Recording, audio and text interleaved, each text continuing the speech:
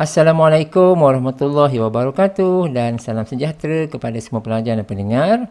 Kali ini kita akan bincangkan mengenai satu topik baru iaitu nombor kompleks. Baik, sebelum kita mula, mari kita lihat beberapa contoh nombor kompleks. Ini dia ya. Ada A, ada B kat sini. So, kita lihat Z sama dengan 2 tambah 3I dan juga Z sama dengan set 2 tolak I. So, kalau kita perhatikan betul-betul, nombor kompleks ini dia ada dua bahagian. Bahagian pertama dekat sini, bahagian kedua dekat sini. Jadi, bahagian ini adalah bahagian nyata. Ya? Ini pula adalah bahagian hayalan, imaginary. Boleh? Okey. Kita lihat bentuk umum bagi suatu nombor kompleks. Kita tulis sebagai Z sama dengan X tambah YI, di mana seperti yang saya sebut tadi, X adalah bahagian nyata dan juga Y adalah bahagian hayalan. Sebab Y ni ada I. Baik, sekarang kita fokuskan kepada I itu. Okey, I itu sebenarnya kita boleh tulis sebagai square root of minus 1. Di mana jika kita squarekan, kalau kita kuasa 2kan I ini, maksud dia kita akan kuasa 2kan kedua-dua belah, kita boleh cancelkan square root. Di mana akhirnya kita akan memperolehi yang berikut. Nampak ya? So, kita akan dapati I kuasa 2 is equal to minus 1. Di mana ini akan kita gunakan banyak di dalam pengiraan bagi contoh-contoh yang kita akan jumpa kemudian. Right. Kita lihat yang ini dulu ya. Kalau katakan kita ada, saya nak ambil contoh satu. Ini contoh ini, kita ambil contoh lain lah. Okay, let's say kita ada macam ni ya. Katakan kita ada square root of 2i. Macam ni. Okay, sekarang ni kalau kita replacekan i ini dengan square root of minus 1, kita boleh tulis seperti ini. Okey. Dan jika kita gabungkan, kita akan dapat yang ini. Nampak? Cuba lihat hubungan antara kedua-dua ini.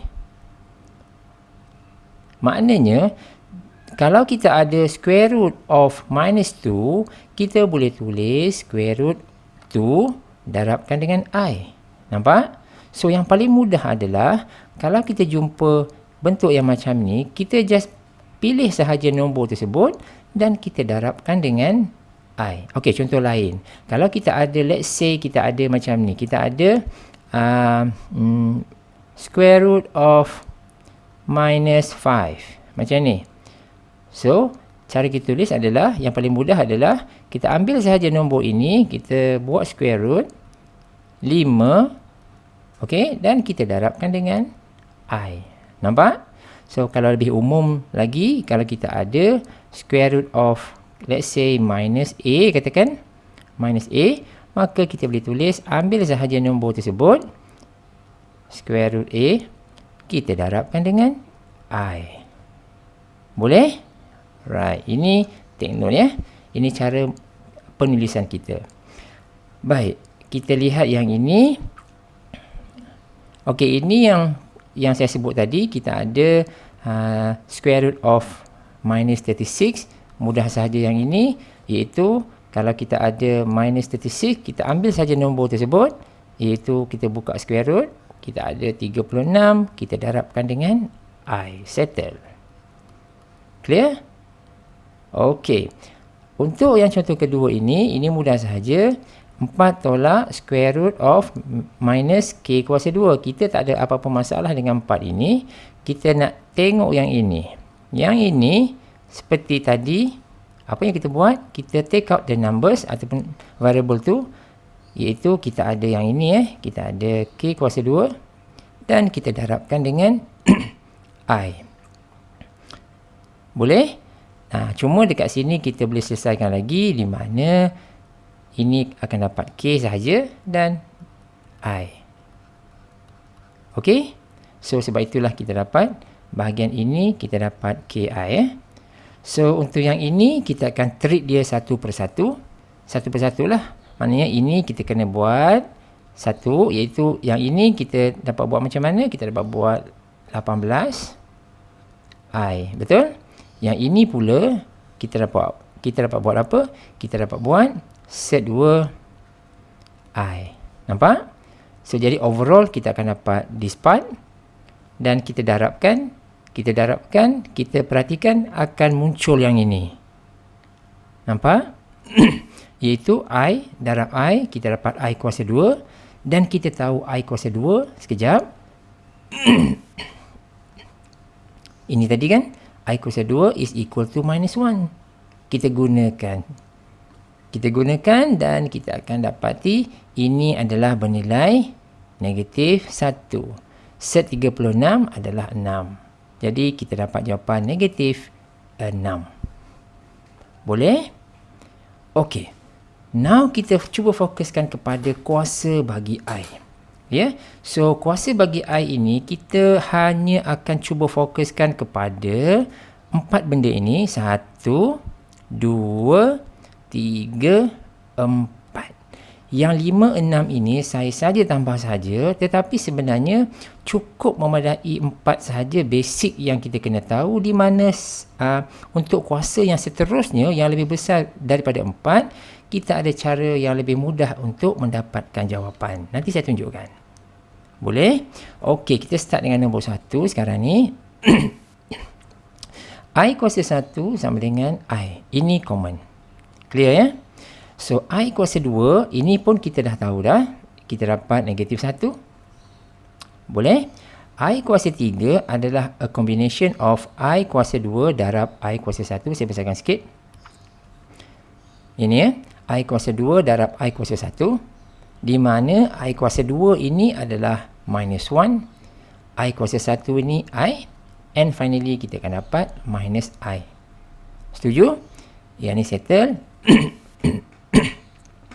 Yang 4 pula adalah a combination of I kuasa 2 darab I kuasa 2. Dan kita boleh substitute kan, pasal kita tahu kan I kuasa 2 ni adalah minus 1, I kuasa 2 ni adalah minus 1, dan kita dapat 1. Okey, so 5, 6 ini sebenarnya lanjutan daripada hasil gabungan daripada 1, 2, 3, 4 ini. Tapi kalau sekadar 5, 6, 7, bolehlah kita kembangkan. Macam mana kalau kita nak kira I 50? Takkan kita nak kembangkan sampai 50 kali. So, sangat mustahil.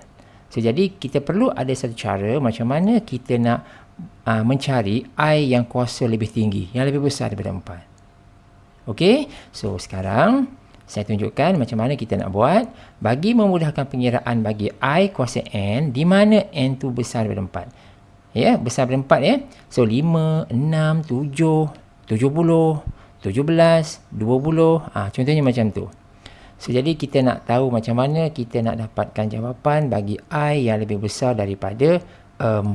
Yang 1, 2, 3, 4 kita anggap kita faham lah. Kita dapat jawapan lah ya. Ini kita kena tahu I minus 1 minus I 1. Ini kita pegang. 1, 2, 3, 4 ni, yang ni kita pegang. Yang lain kita kena buat sedikit pengiraan. Okey, macam mana kita nak buat? Okey, contoh. Katakan kita nak meringkaskan I kuasa 6. Apakah jawapan I kuasa 6? Jadi kalau kita buat manual yang macam ni, kita dapat jawapannya minus 1. Okey, ini kalau kita buat manual lah, kita buat satu persatu. Tapi kalau kita guna cara yang saya nak tunjukkan ini, kita dapat jawapan minus 1 juga. Okey, so tapi seperti yang saya sebut tadi lah, kalau I kuasa 6, sekadar 6, bolehlah kita buat manual. Tapi kalau 16, tak boleh, susah. Ya, kita mungkin akan berdepan dengan kesilapan. Jadi cara dia macam ni, ya. Cara dia macam ni. Yang kuasa 6 ini kita kena bahagikan. Bahagikan dengan apa? Bahagikan dengan 4. Cara macam ni je. Kita buat pembahagian pembahagian yang biasa. 6 dekat sini, 4 dekat sini, nampak? Kita bahagikan. So 4 kali 1, 4. Baki dia 2. Jadi bila kita dah dapat yang ini, cuba lihat cara dia macam mana. Cara dia adalah I kuasa 4. Ini ya. I kuasa 4 kuasa 1. Macam ni. I kuasa 4 kuasa 1. Lepas tu darabkan dengan I kuasa 2. kuasa 2 ni yang baki dia lah. Baki dia mungkin 1, mungkin 2. Kita tak tahu. So, jadi, nampak tak? Kita dah dapat generate yang ini. Yang ini. Jadi, bila dekat sini, kita dah boleh gunakan semua I yang kita tahu sebelum ini. Sebab kita tahu dah, I kuasa 4 ni berapa? Tengok kejap. I kuasa 4 ini adalah 1, betul? So, dekat sini akan jadi, this part gonna be 1. Okay, 1 kuasa 1, 1.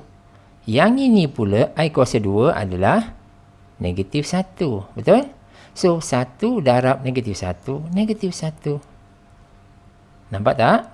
Okey, ambil contoh lain. Contoh yang lebih besar lagi. I kuasa 27. Okey, kita bahagikan dengan 4. Bila kita bahagikan dengan 4, 4 kali 6, 24. Berbaki 3. Cara dia adalah, cuba tengok sini.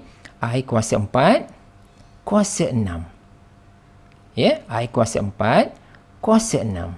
Lepas tu darabkan dengan I baki dia. Boleh? So, dari sini kita dah tahu dah. This part gonna be 1. 1 kuasa 6. 1. This part adalah negatif I. So, 1 darab negatif I, kita dapat negatif I. Nampak? So, itu cara dia ya. So, ingat ya. Ini cara macam mana kita nak dapatkan nilai dia. Baik. Ini contoh. So, kita lihat ya. Contoh ini. Kita ada 2 I kuasa 10 tolak 4 I kuasa 49. So, fokuskan kepada bahagian ini. Sebab kita nak tahu nilai dia. Apakah nilai ini? So, jadi maknanya kita kena buat satu persatu. Nampak tak? Ada bahagi ni ada 2 kat sini. Satu yang 10, satu lagi 49.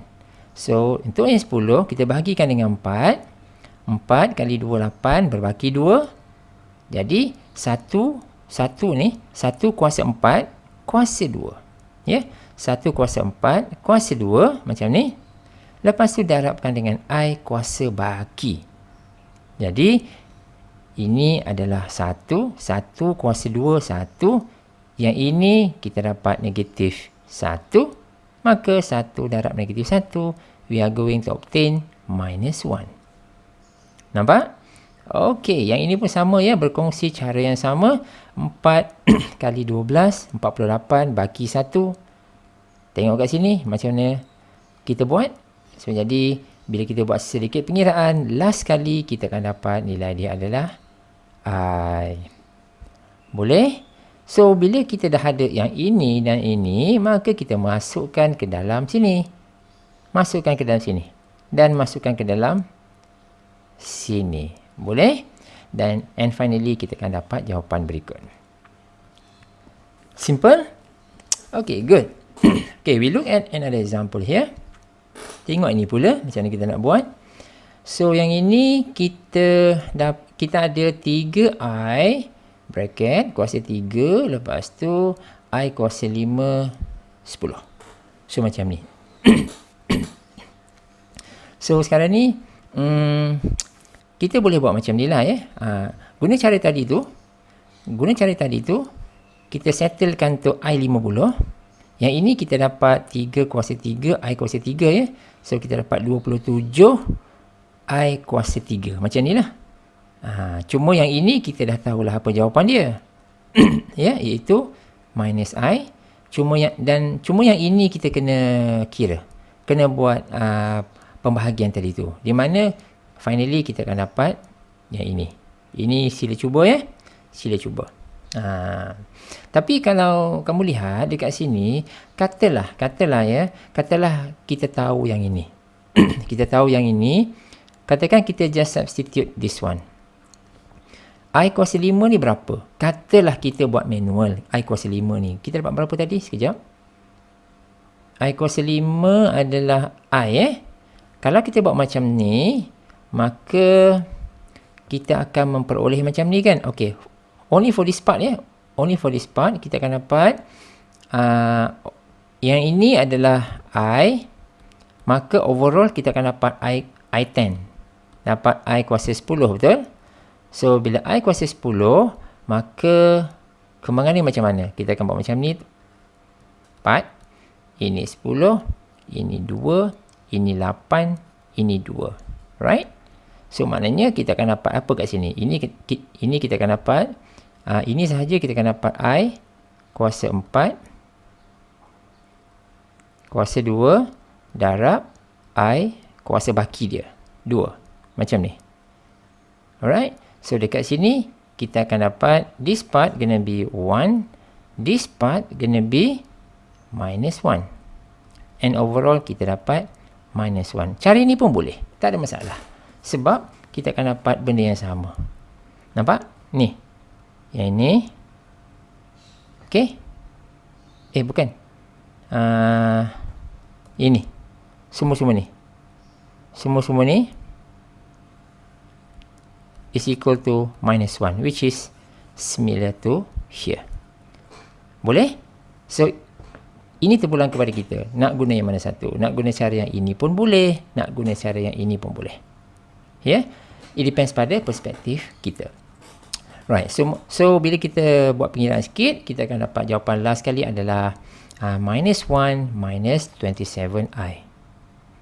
Okay? Right. Now, kita pergi kepada bahagian seterusnya, iaitu kesamaan dua nombor kompleks. Ini mudah sahaja. Jika kita diberi dua nombor kompleks dan dia merupakan kesamaan, ini dia kesamaan, maka kita boleh membandingkan bahagian nyata dan juga bahagian imaginary. So, maksud dia kalau kita ada dua macam ni, Z1 dengan Z2, maka we can compare A dengan C, satu, dan juga B dengan D, satu lagi bahagian. So, maksud dia kita kena comparekan family yang sama. Ya? Family yang real, real. Family yang imaginary, imaginary. So, macam tu. Okay? So, itu adalah kesamaan dua nombor kompleks. Contoh, jika ini adalah soalan dia, tengok ya, cari nilai-nilai A dan B jika ini sama dengan yang ini. So, kalau kita lihat betul-betul, this part adalah bahagian nyata. Di sebelah kanan ini, bahagian nyatanya adalah 21.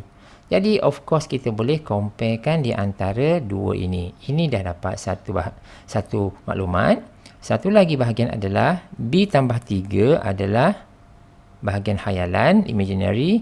5 adalah bahagian hayalan. Maka, kita boleh compare yang ini pula. So, kita ada dua benda lah. Okay. So, kadang-kadang kita dapat jawapan terus macam contoh ini.